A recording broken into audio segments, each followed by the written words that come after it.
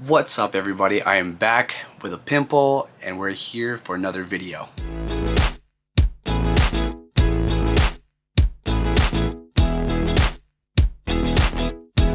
For those of you who don't know, my name is Jay and I'm a realtor out here in beautiful Honolulu, Hawaii. In today's video, I wanted to go over a few terms that we use every day in real estate transactions. This may help you out in the future and clear out some questions that you may have. Starting out super simple, our first terms are buyers and sellers agents. A buyer's agent is a real estate professional whose job it is to help someone find their next property, maybe at their first, second, or even third property. The agent here has a fiduciary responsibility to the buyer.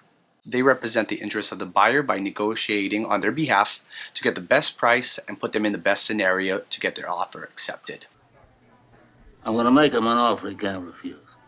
Now on the other side of the real estate transaction, we have the seller's agent, also known as the listing agent. This real estate professional's job is to market and sell their existing property. They represent the interests of the seller by negotiating on their behalf to obtain the best price and put them in the best scenario to sell their home. The agent here has a fiduciary responsibility to the seller. Sometimes you'll have multiple agents pool their talent so that they can co-list or represent a seller, but you'll hardly see multiple agents represent a buyer. Next term we have is realtor. A realtor is an actively licensed real estate professional who is a member of the National Association of Realtors, or NAR. The titles real estate agent and realtor are often interchangeable, but here's the thing. All realtors are real estate agents, but not all real estate agents are realtors. Realtors are part of the NAR, an association with more than 1.4 million members across the United States. We accept that one of us. You will never one of us. We accept that one of us. When becoming a realtor, they promise to uphold the code of ethics of the association and held to the higher standard when serving customers, clients, and even each other too. And in case you're wondering, yes, me and my pimple are realtors too. Moving on, we have a word that you may or may not hear your agent throwing around. Multiple Listing Service, or MLS. The MLS is a database that allows agents to access and add information about properties that are for sale or rent in an area. When a home is listed for sale, it gets logged into the local MLS by the property listings agent. With this database, agents can easily search and use different filters to find out what's there for their clients. With the age of technology, companies like Zillow, Trulia, Redfin have made finding real estate listings super easy. These websites are convenient, packed with useful features, and for the most part, they have the same basic information like your local MLS. But here's the thing. It takes time for Zillow and all the other websites to show new MLS listings, price drops, and other status updates. On most websites, listings are usually updated within minutes or hours, but depending on where they're getting their data, it can sometimes take days. And when you're buying in a competitive market like it is now, where homes are going under contract within days of hitting MLS, you can't risk finding your perfect home on Zillow. Imagine forwarding that Zillow link to your agent and finding out it's already in escrow. This isn't over. This isn't over by a long shot. Speaking of websites, that brings us to today's sponsor, which is Zillow. Just kidding. But if you're in the market for a home in Hawaii, go down to the description below and follow my link to my website. Anyway, that brings me up to my next point about the MLS. Many real estate agents, like myself, will have search engines that are constantly being updated. So if your agent has a website to search for homes, I highly recommend using theirs versus Zillow or the other websites. Now going forward, these are some terms that you may see on the websites when you're searching for a home. The first term that we have is more of a metric, days on market, or DOM. Simply put, days on the market is defined as the number of days the property goes from listed to the day the property has been entered into a contract with a buyer. A related term that you'll see agents on social media posting about is the average DOM. These are, as you guessed it, the average time it takes for a property to be under contract from the day it was listed on the MLS. This metric is great to see what kind of real estate market we're in. For example, according to High Central MLS last month, September 2021, here on Oahu, condos were on market averaged 12 days before going under contract.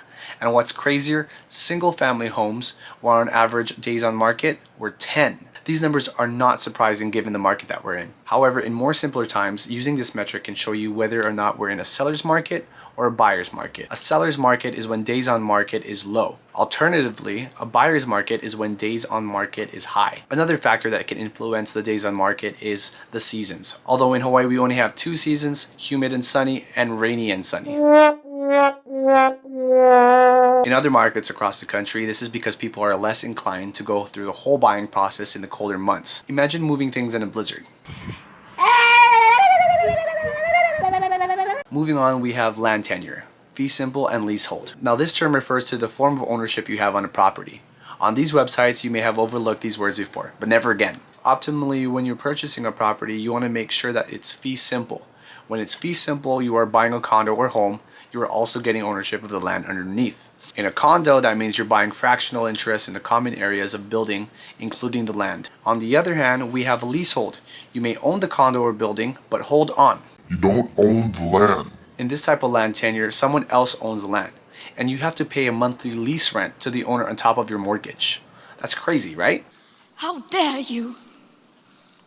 You have stolen my dreams and my childhood with your empty words.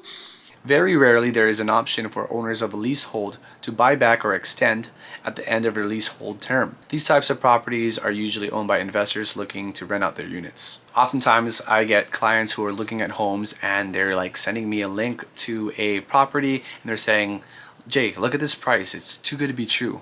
Lo and behold, yes, it's because it's a leasehold. Leasehold listings are mostly priced below what you find their fee simple counterparts to be, usually to make up for their lease terms. Finally, a term most of you already know about, it's the HOA, Homeowners Association. People that you pay extra money every month because you live there, right? A homeowners association is a private association that manages a planned community or condominium, and its members are consisted of the residents that occupy the community or condominium. In an HOA, there is usually an elected board that oversees the community very much like a small city. They enforce rules and regulations like making sure that everyone's property is painted the same color, painted in a color that's okay, or making sure that your car isn't parked on the curb so many inches close. But really, they have these rules and regulations to ultimately help you and the community get their land value and property values up. They also oversee the budget for the community or the building that you live in for any major repairs, improvements that they will share with the other homeowners. For example, with the wake-up call that was the Marco Polo fire a few years back,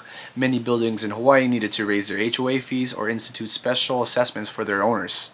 So if you're wondering why your HOA fees are going up and you have no idea why, maybe go to their next meeting and you'll find out, see that they're maybe, maybe painting out their new stalls or putting new tiles in a pool. Association of Apartment Owners, AOAO. This is basically the same thing, but they're solely used in condominiums. That was a lot of information, but I hope you guys learned something new. Let me know down in the comments below if you did. That's all I have for now, but if there's a real estate term that you'd like me to go over and discuss, leave a comment down below and maybe I'll make another video and it'll be a part of that and we'll go over it. Feel free to follow me at any of my socials down below. If you want to connect, if you guys are looking to buy or sell your home, I'd love to help you guys out. Let me know. Finally, don't forget to hit that like button and subscribe, and I'll come out with more videos. Peace.